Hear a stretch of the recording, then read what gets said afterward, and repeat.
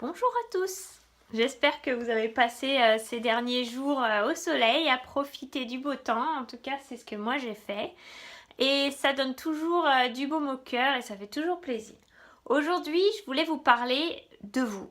En fait, à propos de ne pas s'oublier quoi qu'il arrive et toujours penser à qui l'on est et rester constant et suivre ce qu'on aime et ne pas oublier tout ça face à des compromis, à des obligations et à du stress. Alors je vais essayer de vous donner quelques exemples. Le premier serait en tant que femme par exemple de vouloir travailler et en même temps avoir des enfants et en même temps avoir une vie de couple accomplie. On peut très vite tomber dans quelque chose où on veut faire tout comme son conjoint, on veut lui faire plaisir, alors on oublie nos petites passions, les choses qu'on faisait quand on était seul, comme la peinture, la danse, la photo, partir en voyage, sortir avec des copines. Au début, on veut faire tout comme l'autre et puis au final, on se perd dans cette routine-là où on va le suivre et puis on va faire tout ce qu'il veut faire lui. Donc déjà, c'est une première étape où on se change et on sans vraiment s'en rendre compte, on perd un petit peu de qui on est.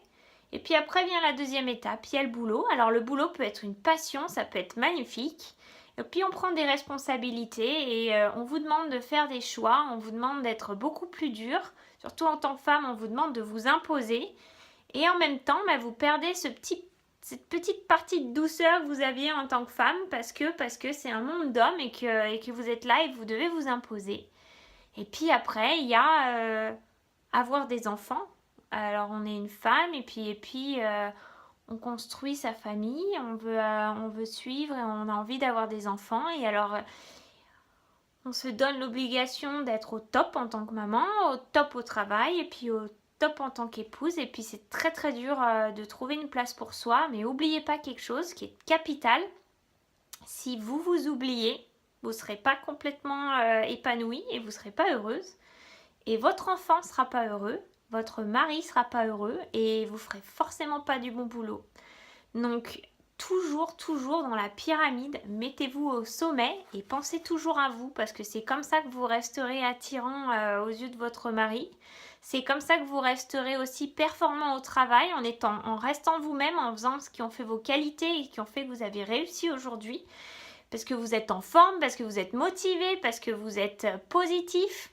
Et c'est aussi comme ça que vous montrerez le modèle à vos enfants en étant épanoui, pas en étant triste, en étant énervé, en haussant le ton pour n'importe quoi, en levant la main pour n'importe quoi. Tout ça, tout est lié. Alors pensez à vous d'abord et vous verrez que tout se suivra. Voilà, c'était mon petit conseil de la journée. Salut à tous!